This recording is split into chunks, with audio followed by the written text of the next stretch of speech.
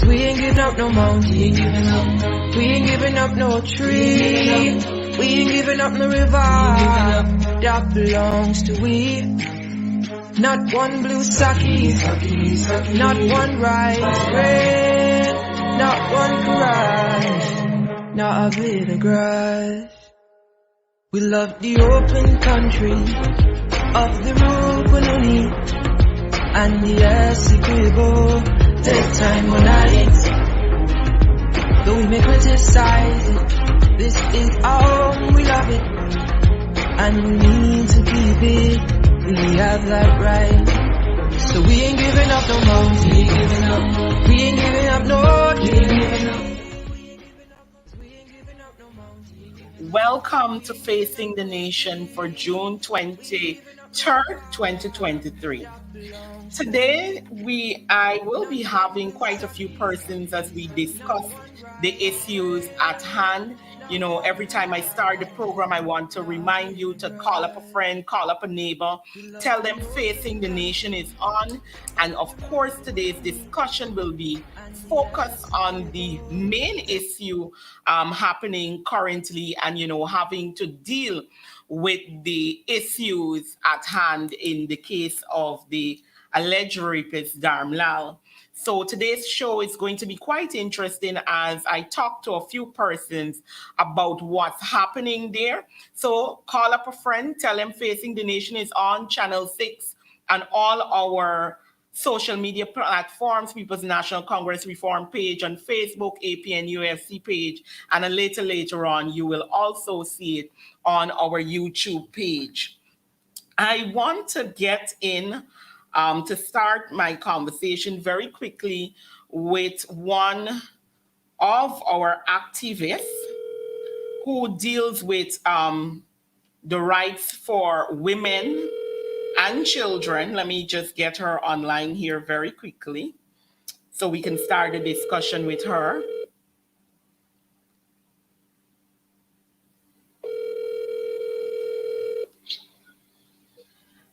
So to my viewers, I have online Miss Bunty Q, who is one of the persons residing in the U.S. who today would have helped to launch a protest in front of the U.S. consulate, New York consulate for Guyana in regards to this matter. She is a person who works with women and children dealing with abuse and, you know, those kind of matters. Welcome, Miss Bunty Q.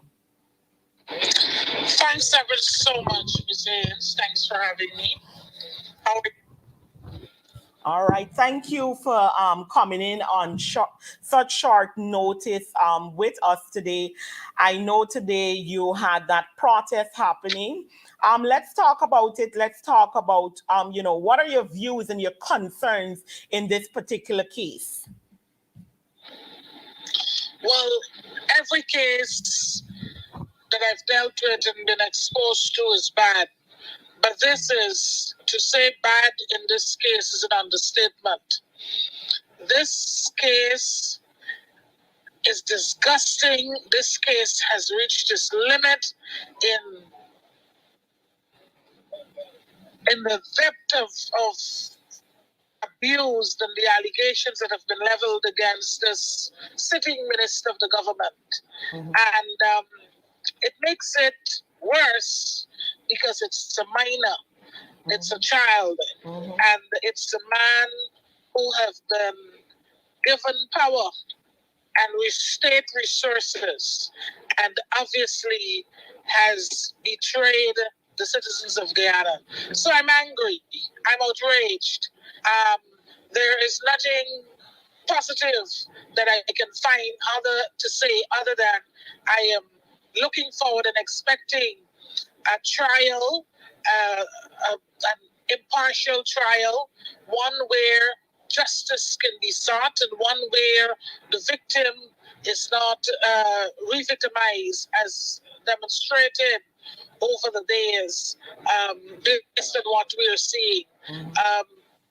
We have reports that the victim has been treated as a prisoner and being accommodated among children that are being accused and in some cases prosecuted for cases like murder. So you can't be a victim or a survivor of abuse and rape, and then you are placed with murderers and says you're in state care. That is not standard procedure. That is something unprecedented and something that I am concerned about. I understand efforts are being made to move her. I'm not sure if she has been removed from this time, but there are quite a lot of reports that are reaching us that indicates the whole process is compromised. And I'm outraged, we're outraged, and we're standing in solidarity with our sister one, the mother, the father, the family, and Guyana as a whole. There's Guyanese wherever we live. We are Guyanese, and we're Guyanese by birth. And even if you're not a Guyanese, all you need to be is a decent human being. And then this incident will not only affect you, it will affect your well-being. It is nauseating, to say the least, what has happened and what has been leveled against this sitting government official and other government officials, other persons. This is not something isolated. We know abuse is all over the world. We know child sexual crimes can be found in other countries. But as Guyanese, we are concerned with what is happening in Guyana.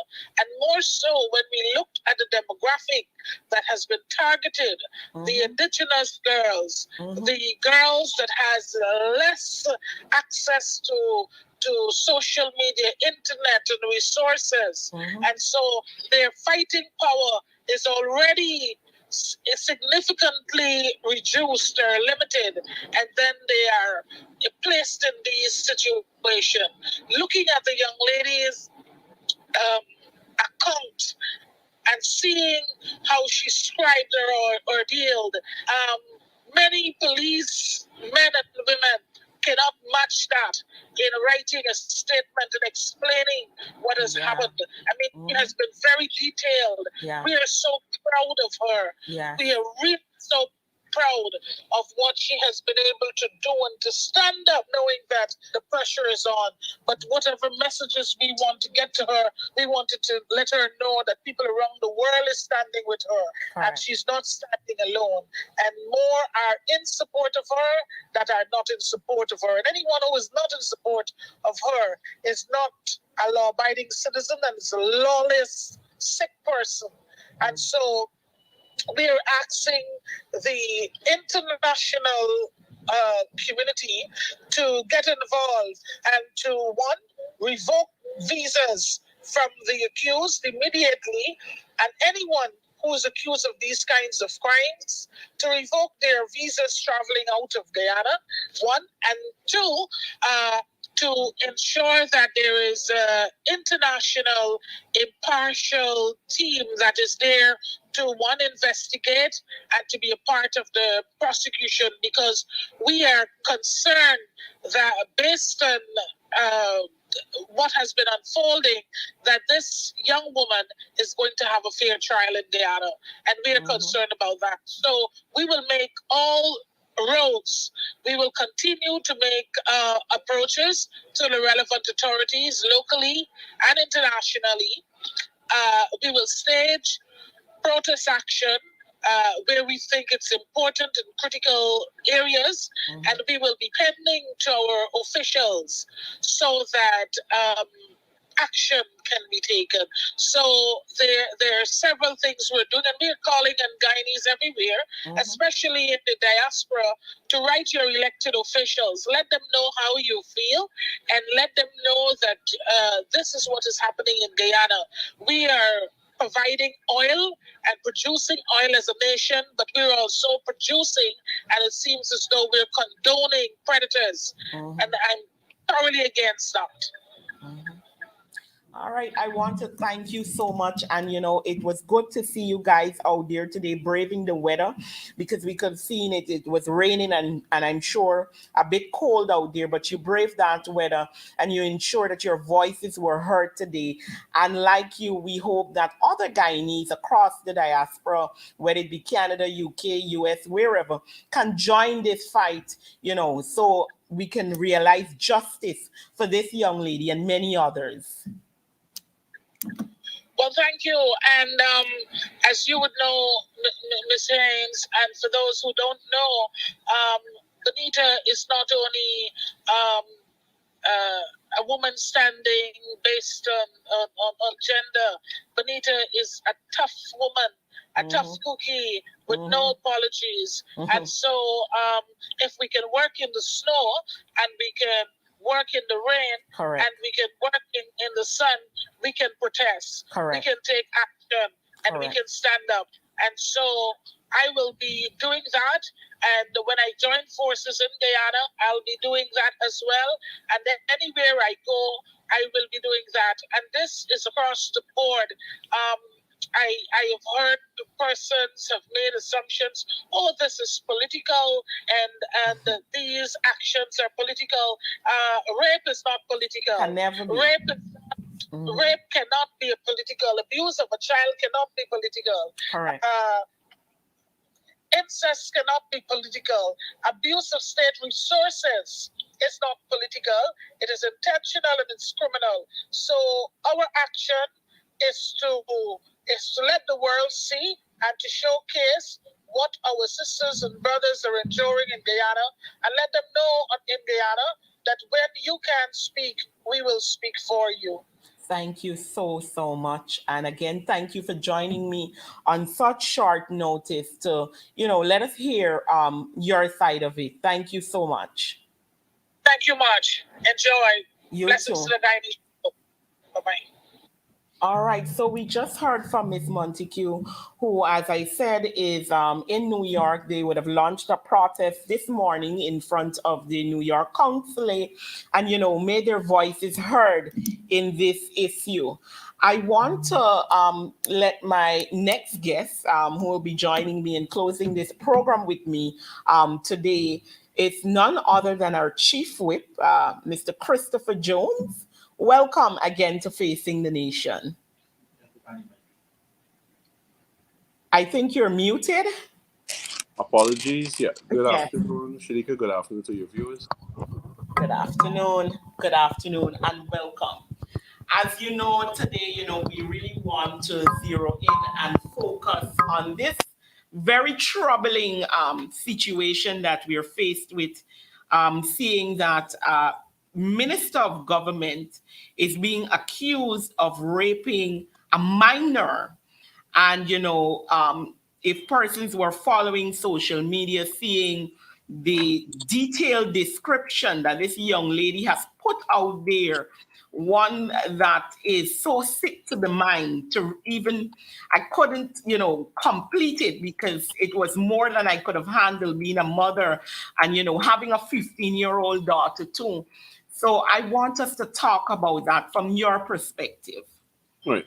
Thank you very much. Well, Shanieka, let me take the opportunity to commend Miss Montague and the folks there in New York that took the opportunity to go out there to lend their voices to this most damning allegation that is before us. And even as they highlight that, and I know there are several other places and states in the U.S. that has planned similar protest action at the various consulate of Guyana and so forth. I know in the Caribbean as well, there are also Guyanese that reside in many of the islands who have intention to do similar protest action there to lend their voice. Because you see, essentially what this does to us, Shanieka, and as Ms. Montague rightly puts it, this is not political. This is not political, irrespective of which political party you come from. This is not Correct. political. These allegations of rape on a minor are some of the most damning allegations that is before us as a nation. And as we speak, and as a nation, as we're confronted by this, the world is watching. I mean, we live in the age of social media, so it's Yeah. not the case that this is isolated to Guyana and it's only Guyanese who are engaged in what is happening. There are many of those in the diaspora. There are many international organizations and countries and governments as well who are currently keeping an eye on Guyana and how Guyana, or as um, how Guyana or the current government of Guyana is going to deal with this matter. Um, the unfortunate thing with the administration of the day is that there have been multiple allegations surrounding several members of the current government and previous governments in Ghana. Um, it is an unfortunate thing, but it just seems like this is so prevalent within the People's Progressive Party Civic. I mean, in recent months, or recent years, there were allegations on the current Region 1 regional chairman, an allegation there on Brenton Ashley. There is Yes. an allegation on the current member of parliament who sits with us in parliament, an allegation there on Alexi Charlie. Um, and then I saw yesterday a new allegation raising its head, and this is as it relates to another current government minister. As I mentioned before, all of these are allegations.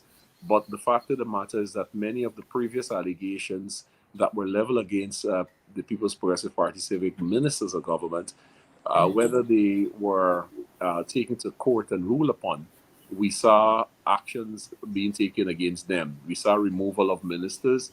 We Yes. saw some ministers' visas being revocated by the United States government and so forth. So here it is now is a new one. But specifically as it relates to Minister Nigel Darmalal, in which these allegations are leveled, it is not the first time. It is not the second. It is not the third. It is not the fourth. It is not the fifth.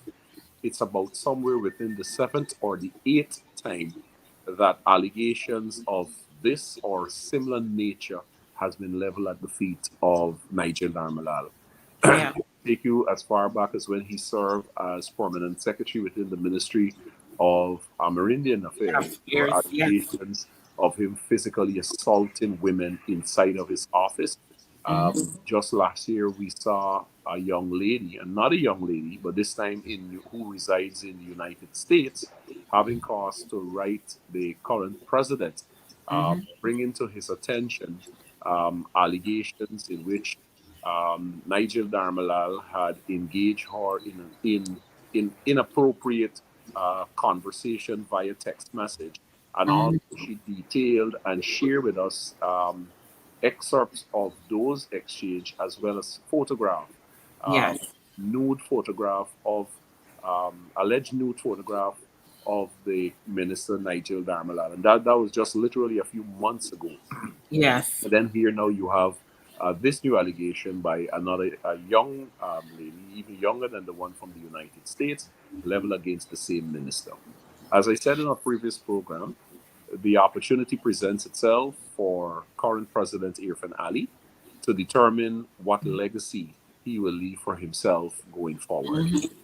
Whether he's going to deal with the matter or he's going to just get political and they're going to circle the wagon.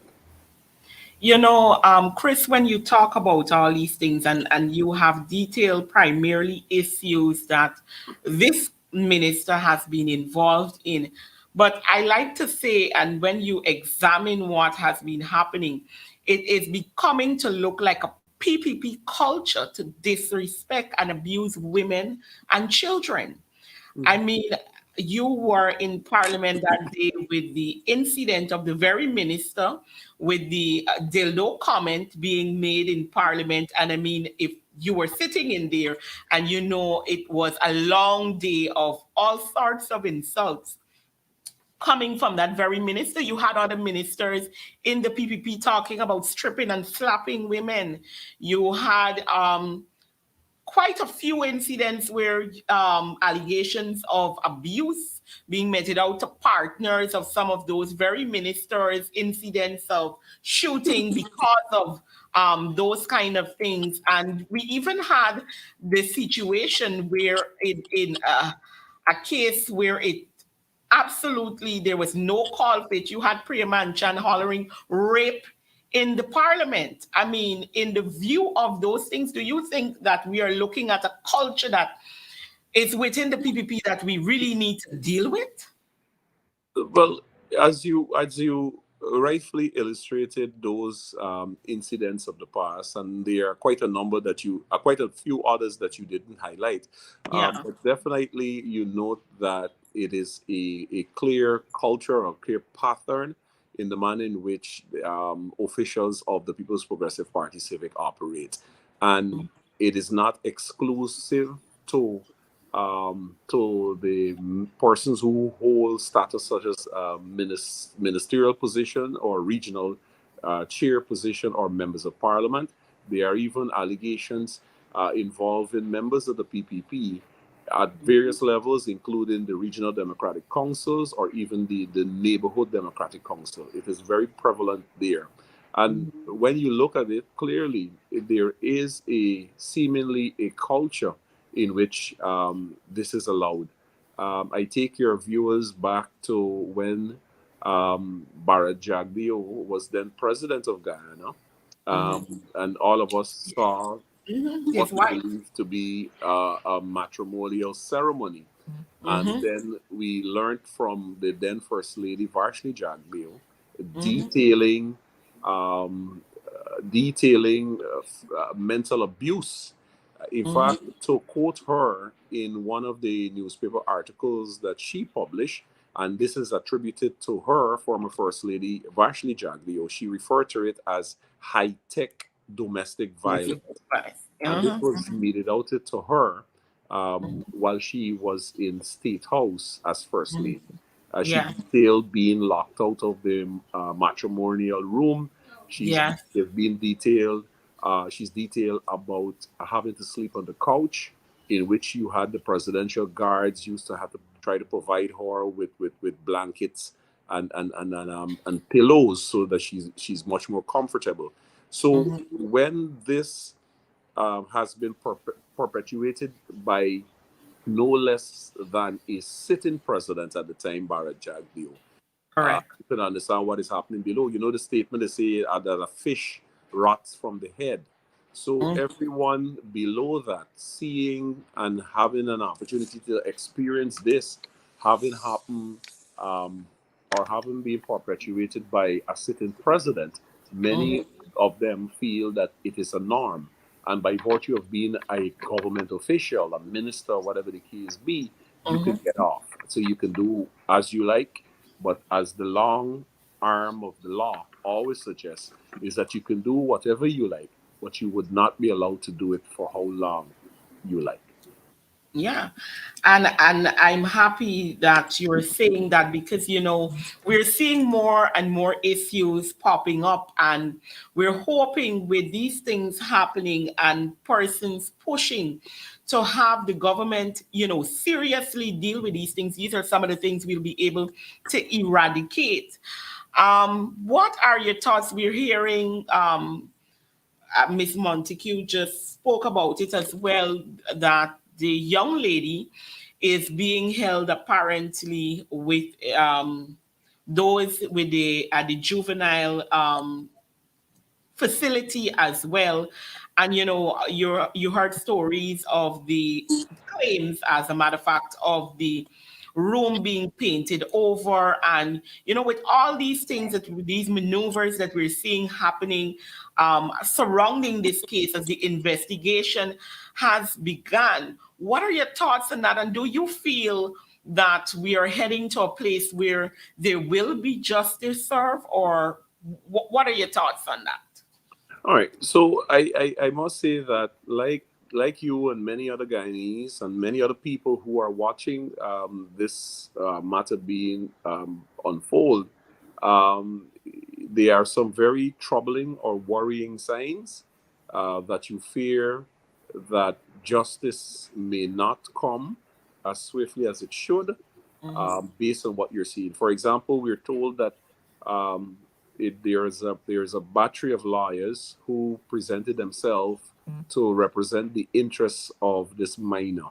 I don't have the confirmation information, but we are being told that the lawyers are not able to provide that legal guidance to her, and rather because of her age and the matter being before the Child Protection Agency, that essentially all of these matters are being dealt with them. I'm hopeful that I am wrong in based on what we've been hearing, and it is the opposite. Um, but for me, there is somewhat, as I see it, a conflict in all of this, because the Child Protection Agency is an agency that comes under the Ministry of Human Services and Social Security.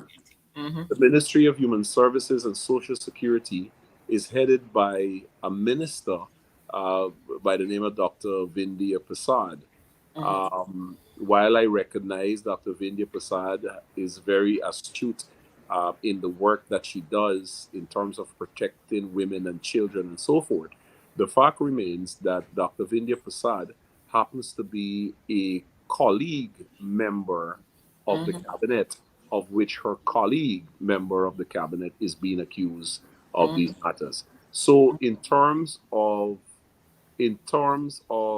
non-bias and so forth, by virtue of it is essentially two colleague members of the cabinet, and one colleague member of cabinet is tasked with, by virtue of office, is tasked with the responsibility of investigating her own colleague member. And even outside of being colleague member, these are party members. They come from the same political party and so forth. Yeah. You run the risk of bias being at play, political interference being at play, because remember again, the Child Protection Agency is headed by this minister, and Yeah. if in the interests of her colleague that this minister redirects the Child Protection Agency from going in one particular direction and so forth, they will have to follow that instruction, because at the end of the day, that is their subject minister. Now, as I said before, because I don't want to put any negative on the head of Dr. Vindhya Prasad, because I know her for a number of years, as she has been working in the interests of children and women across the country. But in this particular case, it is dealing with one of her colleague members of the cabinet, one of her colleague members of ministers, one of our colleague member of parliament, and as well one of our colleague member of the same political party. And you run the risk of bias being at play. My preference would have been that you saw this battery of lawyers, subject to correction. I hear the names like Dexter Ford, I heard Kemraj Ramjatan, and so forth, who had availed themselves to provide legal representation for this young lady.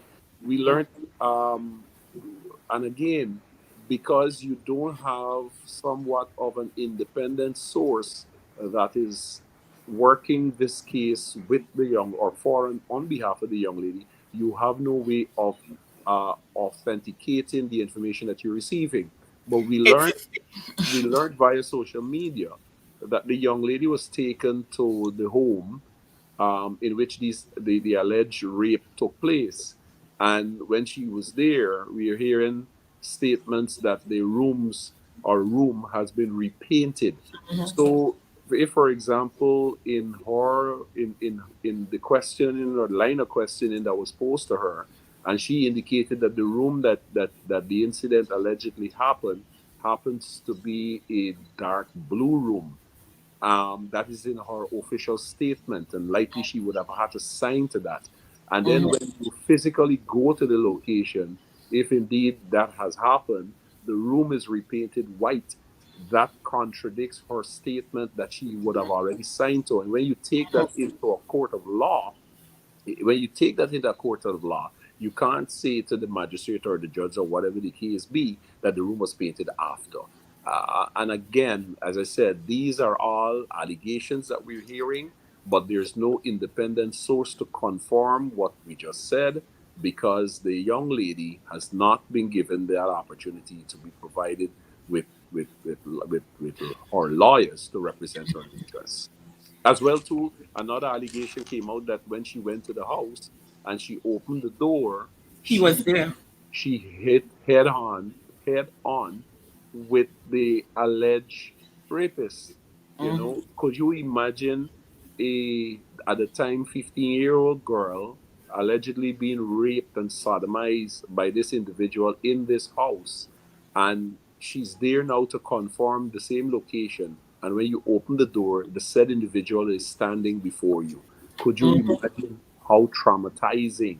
And perhaps it is all part of a way in which to intimidate Date. and threaten that young woman. And she's there, from all indication, by herself.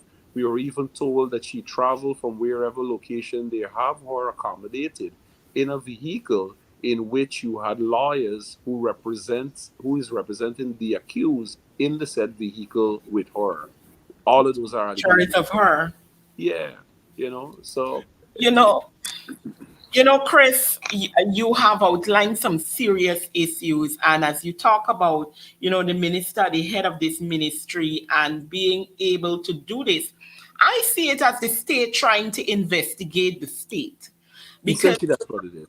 because if you're going to have this girl being held in what they call state protection while you're literally investigating a matter that is committed by a sitting minister, a member of the state.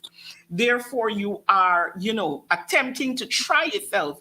And with all of the allegations, you just outlined the things that happened at the house, the fact that she is in the vehicle with lawyers of the accused and all these matters, this is a point for serious concern in my view, and that there really needs to be a review of how things are done. Chris, when you have a situation like while the world is looking on, Guyana of itself, we're paying attention and we're looking, and these things can still happen. I can only imagine, Chris, what has happened to persons who are not in the same, mix with or I should say have allegations to persons who are this high up. What is happening to someone with cases that are not high profile? If this matter is so high profile and we're seeing this much blunder, I believe as well calling for Darmlal to go, there is need for us to call for maybe an international agency to come in and assist, because all of the things that have been pointed out here, they are of a detriment to any proper investigation as I see it. Well, it is no secret. A poll that was done, subject to correction, I think about a year and a half ago, in which they interviewed Guyanese of all walks of life from different regions and so forth. And the question was asked of them, do you trust the state apparatus? And reference there were, as it relates to the Ghana police force, for example. Do you trust the Ghana police force to conduct an investigation? And 8 out of 10 said no, they don't trust the Ghana police force. Because what happened or what is happening in Ghana, there is a clear indication that the state controls these apparatus. For example, if these allegations were leveled against Shanieka Haynes, for example, by the time you wake up tomorrow morning, you would see van loads of police outside of the door to take you in. These allegations have been out there for a number of days, and it's only when you had some amount of public pressure started to mount, then you see a movement on the part of them. You recall that in the first days of this incident or the allegation being made public, you saw a statement emanating from Region 2 in which the police there, can't remember the last name, but Kemraj, the first name, you saw an alleged statement from him Mm-hmm. indicated that he had interviewed the young woman and the young Mm-hmm. woman contradicted everything that was out there on social media. Mm-hmm. Mind you, and this is important, an important point that I think a lot of people missed, the young woman at the time, or at the time, there was no report that was made to any police station Please. on the Correct. Essequibo Coast or any Correct. police station, any part of Ghana. So Mm-hmm. one has to ask the question, if no report was made, then how is it that Mr. Kemraj, the police officer in Region 2, then Mm-hmm. conducted an interview? An Yeah. interview is normally done after a After a report report. is made, Mm-hmm. then an interview is done. So clearly, this was a clear case of attempting to subvert the rule of justice as well as to cover up the story. And that is what we talk about in terms of people not trusting the system. Because Mm-hmm. over time and over years, the People's Progressive Party Civic controls every state apparatus in this country. I'll give you Mm-hmm. another example. If you go to the state media, the National Communications Network, the Department of Public Information, the Guyana Chronicle, save and except all of those government affiliated news entity, it is almost a complete blackout on these state entities, NCN, Chronicle, and so forth, as it relates to these allegations. And that Correct. again, but again, had these allegations been leveled at the feet of an opposition member, it Mm-hmm. would have been front page of the Guyana Chronicle. It would have been on every news item on the National Communications Network, and the list goes on. That is Mm-hmm. what we're talking. That is the current system we have in the country.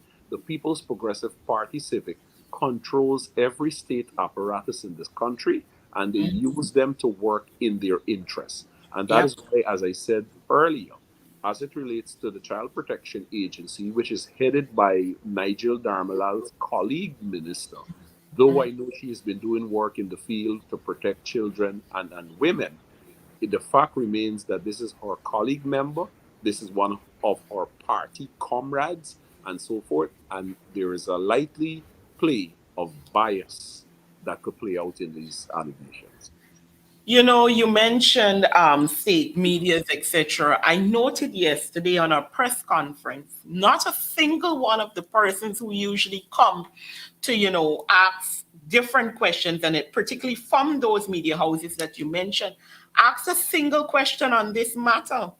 As the press statement related to this, they asked no question at that press conference. And I noted as well yesterday in Barry Jack Leo's press conference, there was like a definite blur out of this situation, to the point nobody talked about it. For the first time, I believe I actually heard Barry Jagdio talking about plans for roads and these different things that I've never really heard him speak about, because usually when he goes to a press conference, he curses out Christopher Jones, the opposition leader, and somebody. There is never any policies, any plans for the nation. But yesterday, he found something to talk about outside of those things. What's your thought on that? Right. So that would be expected because, as I mentioned before in previous programs, currently there is a riff in the People's Progressive Party Civic. And that riff came about as a direct result of these new allegations against Minister Nigel Darmalal, in which, based on the information that we're hearing from within the People's Progressive Party Civic, is that President Irfan Ali wants Nigel Darmalal gone. Mm-hmm. But Bharat Jagdeo, who Mm-hmm. finds comfort with Nigel Darmalal, wants him to remain. And apparently, it is a rift between what we dub the Irfanites, and there is the Jagdeonites. So you would recall that Jagdeo has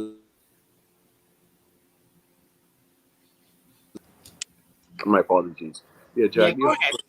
he has a small group of the young ministers and so forth that he has that are very close with him. And similarly, you have Irfan Ali, who has the more mature members of the People's Progressive Party Civic. And in his view, and as I mentioned before too as well, if people have been in the hustings of the country, as I have for a number of years, is that you would notice or you would have observed that the current People's Progressive Party Civic is not the People's Progressive Party Civic that I knew from when I first got involved in politics. The entire structure and face of that party has changed for the worse or not for the good. And I think what is happening now, it is the Jaganites, so to speak, type leadership of the People's Progressive Party, one that deals with human development and developing the human capital and that sort of thing, is trying hard now to push back against this Jagdionite type style, mafia style PPP that we're currently seeing, of which you believe that the way you solve problem is throw money at it. The way you win supporters, you throw money at them. If you want votes, you suddenly find money to spend and that sort of thing. And at the end of the day, it's nothing more than just to win votes. So Jaglio was not expected yesterday when he hosted that press conference. He wasn't expected to speak anything about Nigel Darmalal because he has to now try to distract the nation. Jaglio on Monday last was on 94.1. He spent an entire hour on that program and not a mention about Nigel Darmalal. And even the host saw the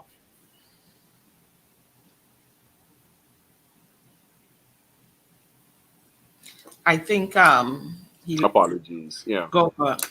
Yeah, not even the host saw to take the opportunity to ask about Nigel Darmalal and so forth. So that is what's happening now. And if you as well, last point on this particular note, if you as well, you would have observed that the last time we would have seen President Irfan Ali hosting a press conference would have been so many months ago. Uh, and Yes, and what was expected coming out from a local government elections, one would have expected to see and hear from the from the country's president. president. Instead of that, you're seeing Bharat Jagdeo. And the question once again is arise, who really is the president of the Republic of Ghana? And on the last note is that while we hear that Irfan Ali wants Nigel Darmalal gone, but the pushback that he's getting is from Jagdeo, is that at the end of the day, Irfan Ali, you are president of the Republic of Ghana. President Act. And as I said before, this incident or these new allegations here will cast a dark stain on On his Irfan presidency. Ali's presidency, who's also a young father. And as father, as parents, the first thing you do is protect Your children. children. Point well taken. We're almost out of time. And I think one of the other things that I want to continue to do is to tell persons that it is up to us now to continue to put pressure on the government. As we started out by saying, the issue of rape is not political. That's right. As a human, as a mother, as a father, or even if you're not a mother or a father, listening and hearing these issues put forward should call you to action. This government has shown that abuse of power is a thing for them. And we see it in every sector, in every form, and in every fashion. And I want to I said it on a show I did before, and I want to commend that young lady who has done something, I think, in the last 3 years, all Guyanese have failed to do is hold the government truly accountable for their actions. It took a young woman of our first people to despite whatever odds are put against her, to continue to say what has happened to her, and is willing, despite she is in what we will call, people say, the jaws of the enemy, to continue to speak out. And I think this should energize other Guyanese to understand that no matter what situation we're put in, that it is time we come out and we stand up against this level of oppression and wickedness that has been unleashed on this nation over the last 3 years. And, I want to have your final thoughts on that as we're closing up. Yeah, thank you very much. What I expect, what I know for certain that is currently happening, there are quite a number of other victims out there. There are quite a number of other victims out there, because I mean, again, being in the politics of the day, you hear a lot of things in different regions, in many of the remote parts of Guyana, in which similar incident has happened to other young Amerindian, particularly Amerindian girls. My prediction is that essentially what is happening now, those victims,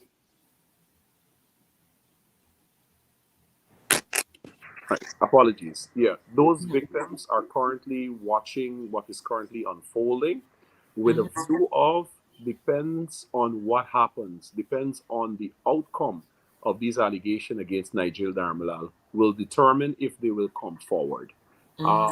And if they see political hands at play, if they see an instruction by the DPP to contradict all that the young lady would have said, those victims will continue to hide in the dark. And that is the most worrying thing for me, because many victims who suffer rape and sodomy and so forth, they refuse to come public because of the shame and embarrassment.